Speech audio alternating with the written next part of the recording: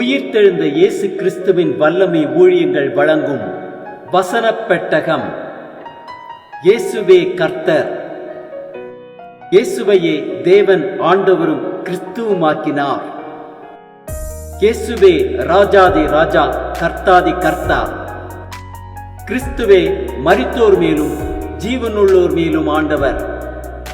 கிறிஸ்துவே போதகரும் ஆண்டவருமாயிருக்கிறார். வசனப் பெட்டகத்தின் இன்றைய தின கருப்பொருள் பாவத்தை மேற்கொள்ளுதல். Today's theme is tips to overcome sin. What are the deeds of the flesh to overcome? Galatians 5:19 says, sexual immorality, impurity, sensuality, idolatry, sorcery, enmity, strife, jealousy, fits of anger, rivalries, dissensions, divisions, envy, drunkenness, orgies, and things like this. And those who do such things will not inherit the kingdom of God. Why should we overcome sin? Sin ultimately leads to death. Sin leads to suffering and pain. Sin has a lasting effects. Sin separates us from God. Sin leads to bigger sin. God hates sin. Tips to overcome sin. Identify the sin and confess to God, then you are on your way to overcoming sins. Avoid the cause of sin. 1 Corinthians 10:12 says, therefore let him who thinks he stands take heed lest he fall. Hate evil and love good. You can overcome sin by the word of God. Word of God equips us for every good work. Word of God teaches us how to live and what to believe.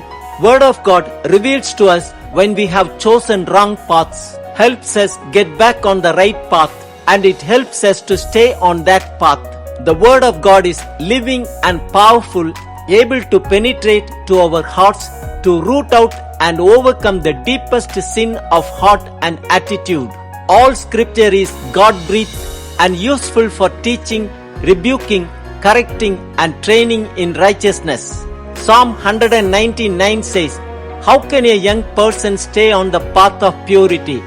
By living according to your word. Joshua 1:8 says, this book of the law shall not depart from your mouth, but you shall meditate on it day and night, so that you may be careful to do according to all that is written in it. For then you will make your way prosperous, and then you will have good success. Armor of God helps us to overcome sin.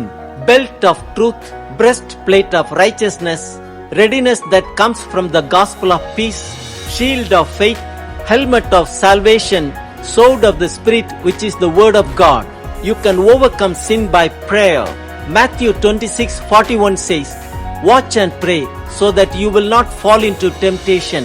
Ephesians 6:18 says, pray in the Spirit on all occasions with all kinds of prayers and requests. With this in mind, be alert and always keep on praying for all the Lord's people. The Holy Spirit helps us to overcome sin.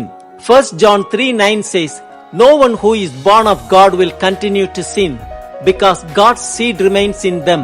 They cannot go on sinning because they have been born of God. Presence and the filling of the Holy Spirit in our heart are essential to overcoming sin. The Spirit empowers us to recognize and overcome sin. Galatians 5:16 says, walk by the Spirit and you will not gratify the desires of the flesh.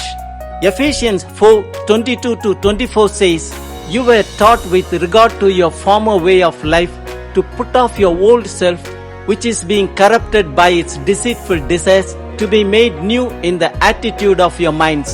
Reward to those who overcome sin. Revelation 3:21 says, to him who overcomes, I will grant to sit with me on my throne, as I also overcame and sat down with my Father on his throne. Let the Holy Spirit helps us to overcome sin and to lead a successful Christian life. God bless you all. நான் உமக்கு விரோதமாய் பாவம் செய்யாதபடிக்கு உமது வாக்கை என் இருதயத்தில் வைத்தேன். பாவத்தை மேற்கொள்ளுதலை குறித்ததான வேத வசனங்களை பார்க்கலாம். சங்கீதம் 51:10 வாசிக்கிறோம், தேவனே சுத்த இருதயத்தை என்னிலே சிருஷ்டியும், நிலைவரமான ஆவியை என் உள்ளத்திலே புதுப்பியும். தானியேல் 7:27 வாசிக்கிறோம், வானத்தின் கீழெங்குமுள்ள ராஜ்யங்களின் ராஜ்யமும் ஆளுகையும் மகத்துவமும் உன்னதமானவருடைய பரிசுத்தவான்களாகிய ஜனங்களுக்கு கொடுக்கப்படும். அவருடைய ராஜ்யம் நித்திய ராஜ்யம். சகல கர்த்தத்துவங்களும் அவரை சேவித்து அவருக்கு கீழ்ப்பட்டிருக்கும் என்றான். மத்தேயு 5:48 வாசிக்கிறோம், ஆகையால் பரலோகத்தில் இருக்கிற உங்கள் பிதா பூரண சற்குணராய் இருக்கிறது போல நீங்களும் பூரண சற்குணராய் இருக்க கடவீர்கள். அப்போஸ்தலர் 22:16 வாசிக்கிறோம், இப்பொழுது நீ தாமதிக்கிறதென்ன? நீ எழுந்து கர்த்தருடைய நாமத்தை தொழுது கொண்டு ஞானஸ்நானம் பெற்று உன் பாவங்கள் போக கழுவப்படு என்றான்.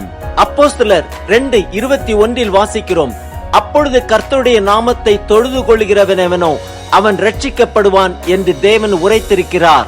ரோமர் 6:12, 13, 14 வாசிக்கிறோம், ஆகையால் நீங்கள் சரீர இச்சைகளின்படி பாவத்திற்கு கீழ்ப்படியத்தக்கதாக சாவுக்கேதுவான உங்கள் சரீரத்தில் பாவம் ஆளாதிருப்பதாக. நீங்கள் உங்கள் அவயவங்களை அநீதியின் ஆயுதங்களாக பாவத்திற்கு ஒப்புக்கொடாமல் உங்களை மரித்தோரிலிருந்து பிழைத்திருக்கிறவர்களாக தேவனுக்கு ஒப்புக் கொடுத்து உங்கள் அவயவங்களை நீதிக்குரிய ஆயுதங்களாக தேவனுக்கு ஒப்புக் கொடுங்கள். நீங்கள் நியாயப்பிரமாணத்திற்கு கீழ்ப்பட்டிராமல் கிருபைக்கு கீழ்ப்பட்டிருக்கிறபடியால் பாவம் உங்களை மேற்கொள்ள மாட்டாது.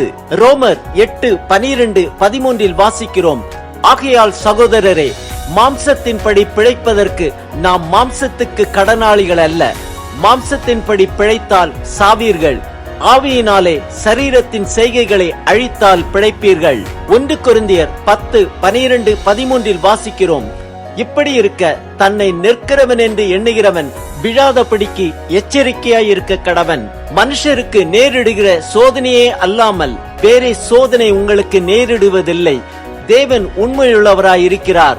உங்கள் திராணிக்கு மேலாக நீங்கள் சோதிக்கப்படுகிறதற்கு அவர் இடம் கொடாமல் சோதனையை தாங்கத்தக்கதாக சோதனையோடு கூட அதற்கு தப்பிக்கொள்ளும்படியான போக்கையும் உண்டாக்குவார்.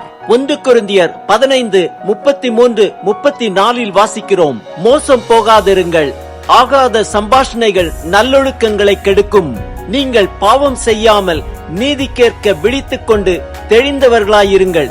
சிலர் தேவனை பற்றி அறிவில்லாதிருக்கிறார்களே, உங்களுக்கு வெட்கமுண்டாக இதை சொல்லுகிறேன். 2 கொரிந்தியர் 2:14 வாசிக்கிறோம், கிறிஸ்துவுக்குள் எப்பொழுதும் எங்களை வெற்றி சிறக்க பண்ணி எல்லா இடங்களிலேயும் எங்களை கொண்டு அவரை அறிகிற அறிவின் வாசனையை வெளிப்படுத்துகிற தேவனுக்கு ஸ்தோத்திரம். 2 கொரிந்தியர் 4:4 வாசிக்கிறோம், தேவனுடைய சாயலாயிருக்கிற கிறிஸ்துவின் மகிமையான சுவிசேஷத்தின் ஒளி அவிசுவாசிகளாகிய அவர்களுக்கு பிரகாசமாய் இராதபடிக்கு இப்பிரபஞ்சத்தின் தேவனானவன் அவர்களுடைய மனதை குருடாக்கினான். 2 கொரிந்தியர் 5:17 வாசிக்கிறோம், இப்படி இருக்க ஒருவன் கிறிஸ்துவுக்குள் இருந்தால் புது சிருஷ்டியாய் இருக்கிறான், பழையவைகள் ஒழிந்து போயின, எல்லாம் புதிதாயின. 2 கொரிந்தியர் 5:21 வாசிக்கிறோம், நாம் அவருக்குள் தேவனுடைய நீதியாகும்படிக்கு பாவம் அறியாத அவரை நமக்காக பாவமாக்கினார். கலாத்தியர் 5:16 வாசிக்கிறோம், பின்னும் நான் சொல்லுகிறது என்னவென்றால், ஆவிக்கேற்றபடி நடந்து கொள்ளுங்கள், அப்பொழுது மாம்ச இச்சையை நிறைவேற்றாதிருப்பீர்கள். ஆம், பாவம் நம்மை மேற்கொள்ளாதபடிக்கு கர்த்தருடைய வாக்கை நம் இருதயத்திலே வைத்து வைப்போம், பூரண சற்குணராயிருப்போம், ஆவியினாலே சரீரத்தின் செய்கைகளை அழிப்போம், அப்பொழுது மாம்ச இச்சையை நிறைவேற்றாதிருப்போம்.